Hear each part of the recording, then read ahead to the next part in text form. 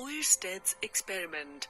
In 1820, Danish physicist Hans Christian Oerstead noticed that an electric current in a conductor produces a magnetic field. The magnetic effect of electric current can easily be demonstrated with the help of a battery, a switch, connecting wires, and a magnetic compass. Place a magnetic compass on a wooden block away from all magnetic material. Fix a wire over the compass, parallel to the needle.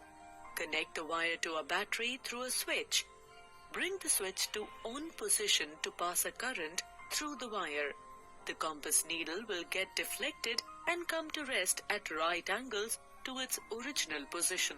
If the direction of the current is from south to north, the north pole of the needle will come to rest pointing west.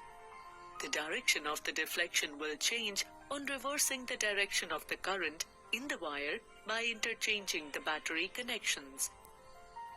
As the switch comes to off position, the current stops in the wire and needle comes back to its original position.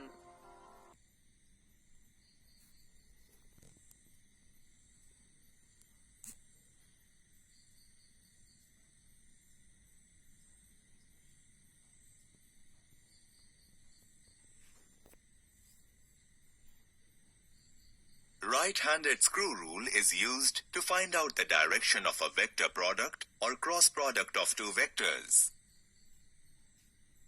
Let's take two vectors, A and B, lying in the same plane, xy. There are two angles between vector A and B. The smaller angle or the angle lesser than 180 degrees, say theta, and the larger angle 360 degrees minus theta. Take a right-handed screw perpendicular to the plane of vector A and B, that is, along z-axis. Turn the head of the screw in the direction from A to B, that is, A cross B through smaller angle theta.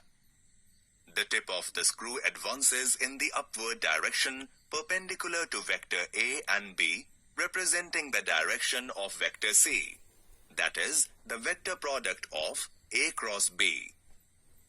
If the screw is turned in the direction from B to A through the smaller angle theta, then it advances in downward direction perpendicular to vector A and B, representing the direction of vector C, that is, the vector product of B cross A. Right-handed screw rule can be understood in a simpler way by simply using our right hand. Open the palm of your right hand and curl the fingers in the direction from A to B. Your stretched thumb points in the upward direction, which is the direction of vector C, that is, vector product of A cross B. Similarly, if you curl the fingers of your open palm in the direction from B to A, then your stretched thumb points in the direction of vector C, that is, vector of product B cross A.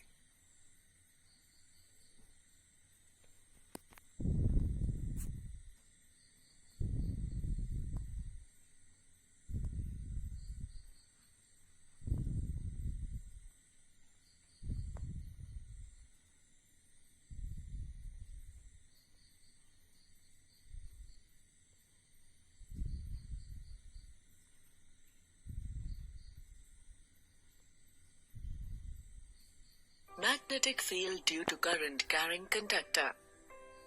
When an electric current is passed through a straight conductor, a magnetic field is produced around it. When we place a magnetic compass near to the current carrying conductor, then the magnetic needle shows the direction of the magnetic lines of force. As the direction of the current is changed, the direction of magnetic lines of force also changes, which can be observed by the change in the direction of the needle of the magnetic compass.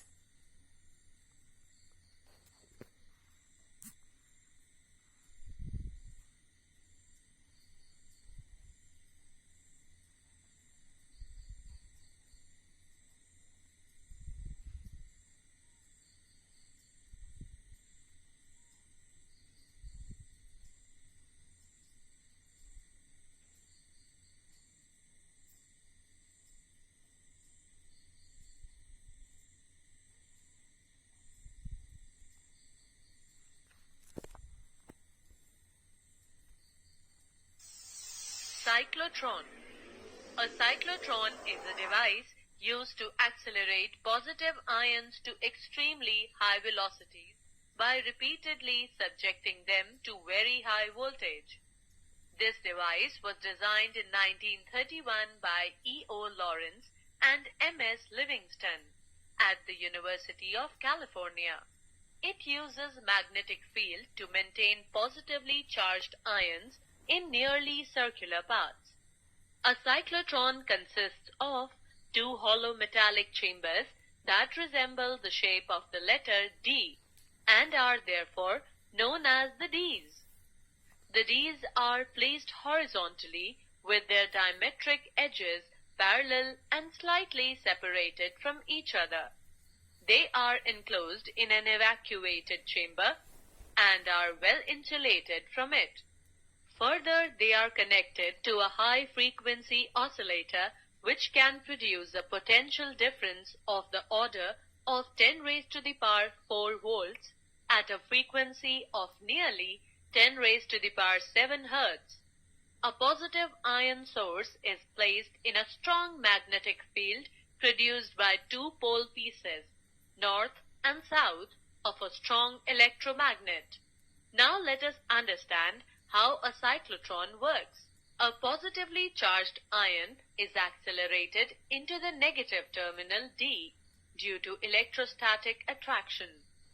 As the ion starts to move in the projection of the perpendicular magnetic field, it acquires circular path. The time period of the revolution of the ion is independent of both the speed of the ion and the radius of the circular path. The time during which the positive ion describes a semicircular path is equal to the time during which an electric oscillator completes its half cycle. Therefore, when the ion comes at the edge of the D, polarity of the Ds changes and the ion jumps to the next D. During the change of D, it gains kinetic energy due to electric work done by the oscillator. Now, with this increased speed, the ion has to reach at the edge of the D in same time due to constant time period. So, its radius of curvature of path increases. The positive ion goes on accelerating every time it comes into the gap between the Ds and thus goes on describing circular path of greater and greater radius. Finally, the positive ion acquires a very high kinetic energy. When the ion reaches the circumference of the D after many revolutions, it escapes from an opening near the edge and hits the target with very high kinetic energy.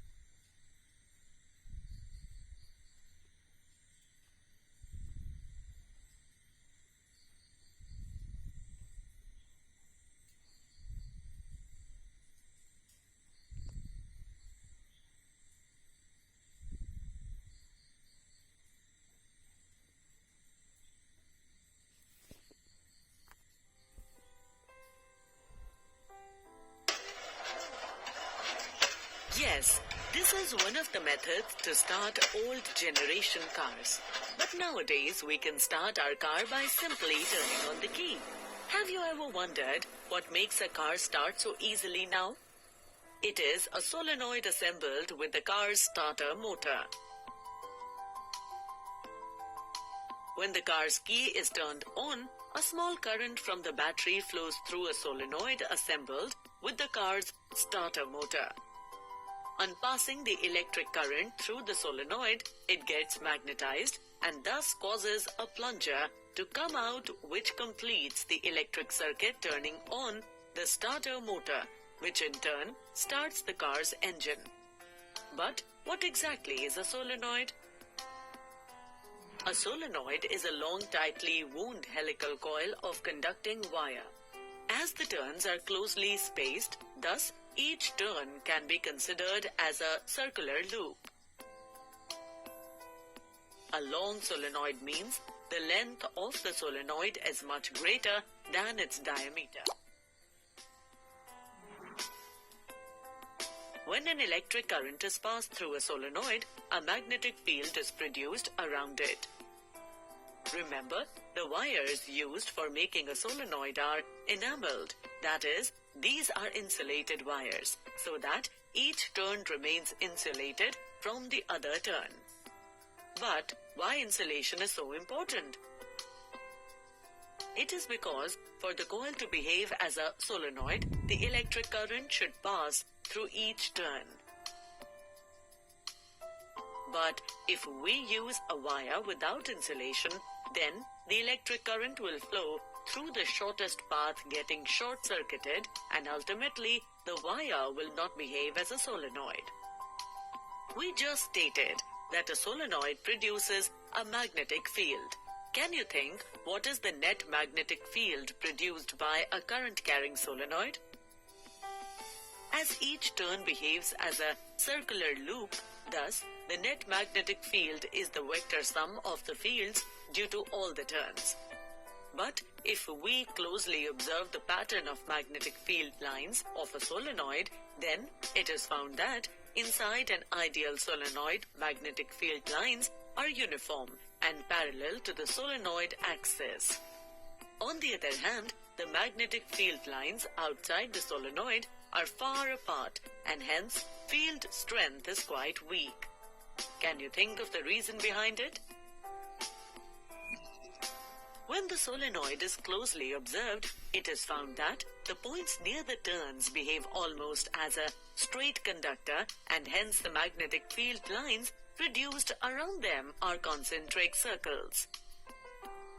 Thus, the fields between the two adjacent turns cancel out each other, and a net magnetic field is produced in the shown pattern. But how do you calculate the net magnitude of the magnetic field produced by a solenoid? To find the net magnetic field, let's derive a formula using Ampere's law. Consider a rectangular Amperian loop ABCD. CD is outside the solenoid, and for an ideal solenoid, magnetic field outside it is 0. Along transverse sections AD and BC, the field component is 0. Since AB is inside the solenoid and parallel to the solenoid axis, hence arm AB is the only arm having magnetic field along it. Thus, the relevant length of the Amperian loop is L. If n be the number of turns per unit length, then the total number of turns is NL. The current enclosed in the loop, I enclosed, is equal to I into N into L, where I is the current flowing through the solenoid. On applying Ampere's law to the loop AB, the integral of vector B, dl equals to mu naught I enclosed, comes out to be BL is equal to mu naught I enclosed. Since I enclosed is equal to the product of total current in the loop, I, and the total number of turns in the solenoid NL, thus the magnetic field B is equal to mu naught Ni. So, with the help of obtained formula, we can now calculate the numerical value of the produced magnetic field.